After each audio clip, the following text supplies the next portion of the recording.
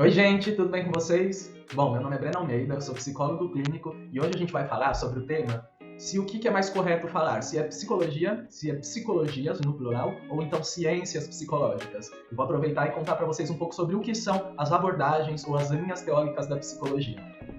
Então vamos lá. Bom, primeiro de tudo, eu queria contar para vocês sobre o que são essas abordagens da psicologia.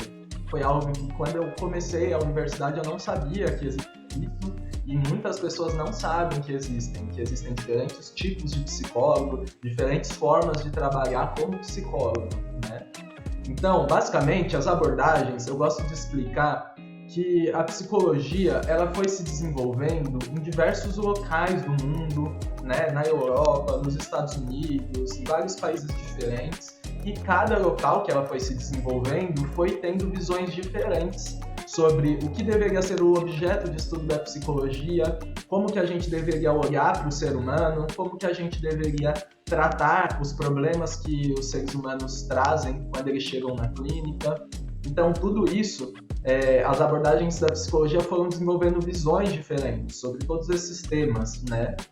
E aí, por isso que hoje existem diversas correntes da psicologia. Isso quer dizer que, para a pessoa que morava lá, por exemplo, na Alemanha, ela tinha uma visão sobre o que era psicologia, o que ela deveria estudar. E a pessoa que morava lá nos Estados Unidos, por exemplo, já tinha uma visão diferente, né? Então, daí que foram surgindo as múltiplas abordagens dentro da psicologia. Então, eu vou contar para vocês um pouco de quais são as principais abordagens da psicologia.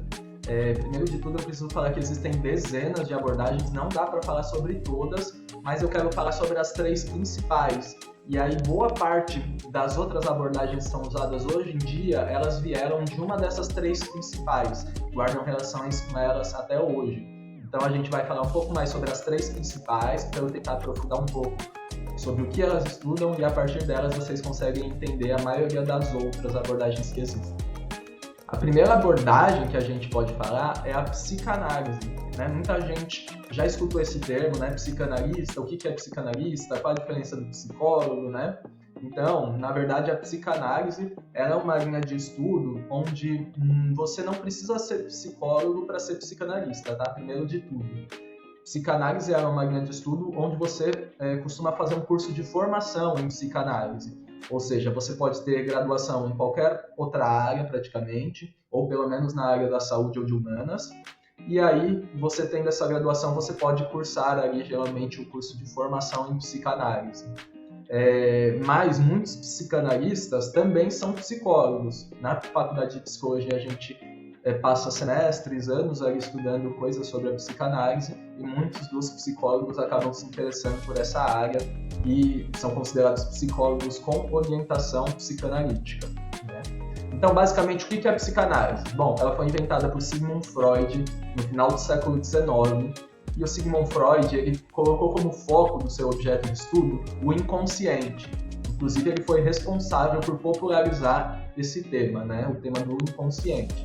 Então, o inconsciente são aquelas coisas na nossa mente que não passam pela nossa consciência, né? Que a gente não tem um acesso muito direto de perceber elas acontecendo. Porém, o Freud ele foi desenvolvendo a sua teoria e, segundo a sua teoria, ele consegue achar diversos, digamos, portais ali para o inconsciente, formas de acessar um pouco sobre o que esse inconsciente nos traz, né? E uma dessas formas é através dos sonhos, né? Então, Freud desenvolveu muitos estudos sobre os sonhos, né? O que esses sonhos transmitem, como interpretar os sonhos. E ele também foi desenvolvendo a sua teoria, principalmente através de um método que é muito utilizado até hoje em dia pelos psicanalistas, que é a associação livre. A associação livre, basicamente, você vai deitar num divã. Nem todos os psicanalistas usam divã, mas você pode simplesmente ali sentar na cadeira da clínica do psicanalista, e aí você vai tentar falar livremente as coisas que vierem pela sua cabeça, né? Então você vai lá falando as coisas que passam pela sua cabeça, e o psicanalista ele vai pontuar, né, em pontos específicos ali da sua fala, para você observar, para você refletir. E segundo a teoria da psicanálise, eles acreditam que conforme você vai falando de uma forma livre, através da associação livre, dessa forma você consegue mostrar um pouco sobre o seu inconsciente, e ele consegue ali analisar e entender o que está acontecendo com você.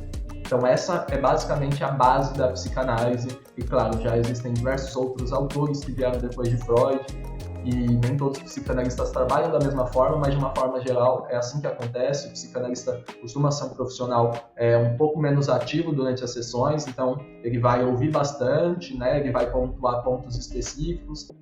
Uma segunda abordagem da psicologia é a análise do comportamento, ou as terapias comportamentais. Nas terapias comportamentais, que começaram a surgir ali no início do século XX, elas já tiveram como foco de estudo o comportamento humano, né? Não só o comportamento humano, como também o comportamento de uma forma geral, de animais também. E elas começaram estudando muito animais e focaram muito no início, principalmente em comportamentos observáveis. Eles queriam tornar a psicologia uma ciência que pudesse ser melhor mensurada, né? Uma ciência mais empírica, por assim dizer. E aí elas foram desenvolvendo a sua teoria e se perguntando coisas como por que uma pessoa se comporta de uma forma e outra pessoa se comporta de outra, o que faz a gente se comportar de determinada forma, o que influencia os nossos comportamentos. E aí, assim, fazendo seus estudos, elas foram descobrindo uma série de padrões, uma série de questões que fazem com que a gente tenha comportamentos prejudiciais, comportamentos saudáveis, e como que tudo isso vai afetando a nossa vida e como a gente pode modificar isso também para a gente se sentir melhor e mais realizado. Então, basicamente, essa foi a linha ali das terapias comportamentais, e elas já são uma terapia mais ativa, onde o psicólogo ele vai buscar com que você observe questões no seu dia a dia, onde ele já vai interagir mais com você, né? Onde ele já vai ali ser um pouco mais ativo no processo, né? No sentido de fazer você entender por que você tem determinados comportamentos e no sentido de propor mudanças de comportamentos, mudanças que você possa fazer ali no seu ambiente para você se comportar de diferentes formas. Bom, uma terceira área da psicologia são as terapias existenciais humanistas. Essas terapias elas já vieram com uma visão muito mais filosófica de ser humano. Ou seja, elas tentaram, primeiro de tudo, como objeto de estudo, ver o ser humano de uma forma mais integral, né? Tentando enxergar o ser humano em todas as suas potencialidades. Elas também tiveram uma visão mais positiva de ser humano. Existia, primeiro de tudo, uma briga muito grande entre a psicanálise e os analistas do comportamento. E ela veio como uma terceira tendência, quebrando ali o viés que as duas anteriores tinham, né? Então ela veio colocando primeiro o cliente como centro de tudo, né? Ou seja, eu não vou colocar minha teoria em primeiro, eu vou botar o ser humano ali que existe como o centro de tudo. Eu vou ter uma visão também mais positiva do ser humano, uma visão de que ele busca naturalmente um crescimento pessoal, ele busca ali a sua autorrealização, ser feliz, viver bem, né? E eles trabalham também com questões muito mais filosóficas, do nosso sentido na vida e coisas nesse sentido. Então é uma abordagem que tem uma corrente muito mais filosófica, baseada no existencialismo, principalmente. E bom, para concluir, eu vou falar um pouco sobre a linha que eu trabalho, né? Então eu trabalho com uma linha da psicologia que se chama terapia cognitivo-comportamental. E ela é uma terapia que ela é mais nova do que todas essas outras. Apesar de ser mais nova, ela tem crescido muito justamente por mostrar ali através dos estudos científicos o quanto que ela traz resultados, né? Resultados duradouros, resultados efetivos no processo de terapia. E ela também acabou juntando várias coisas de todas essas anteriores, né? Então, primeiro de tudo, juntando muitas coisas da terapia comportamental, né? Então, é uma terapia que também leva em conta essa parte do comportamento, todas as descobertas que a terapia comportamental fez, e ela também tem um viés de ser uma ciência empírica, ou seja, também de ser muito científico, de trabalhar muito junto, ali, de mãos dadas com a neurociência, e além de ter muitas coisas em comum com a comportamental, ela também tem coisas da psicanálise. Ou seja, o seu criador ele era, primeiro de tudo, psicanalista, né? E que foi o Alan Beck, né? E então ele incluía questões ali do inconsciente, ele entendia que o inconsciente ele existe, que o inconsciente ele afeta no nosso dia a dia, que a gente tem diversas crenças que a gente não sabe dessas crenças, elas são inconscientes, mas que estão ali influenciando a nossa vida, né? E ao mesmo tempo engloba também várias questões das terapias existenciais humanistas, ou seja, essa questão do cliente tem um papel fundamental durante o processo, né? Então a todo momento o psicólogo ele não vai ser uma pessoa ali que que tem o conhecimento, ele não tem esse papel de ser o dono do conhecimento, mas sim de estar sempre trabalhando junto com o paciente, né? É uma união ali, né? E também de ter muitas questões ali dessa terapia existencial humanista, até questões filosóficas, de conseguir trabalhar essas questões também, né? Então, foi uma terapia mais moderna que juntou diversos aspectos de todas essas anteriores e tem se mostrado muito efetiva para o tratamento de diversos transtornos e questões na clínica, e por isso que eu escolhi trabalhar com ela. E também vou explicar nos próximos vídeos aqui no canal muitas coisas sobre o que é a terapia cognitiva comportamental e como que um pouco de conhecimento dessa terapia você pode aplicar várias coisas na sua vida para ter uma vida mais saudável, mais produtiva, para você se conhecer melhor, para você ter relações melhores e coisas nesse sentido.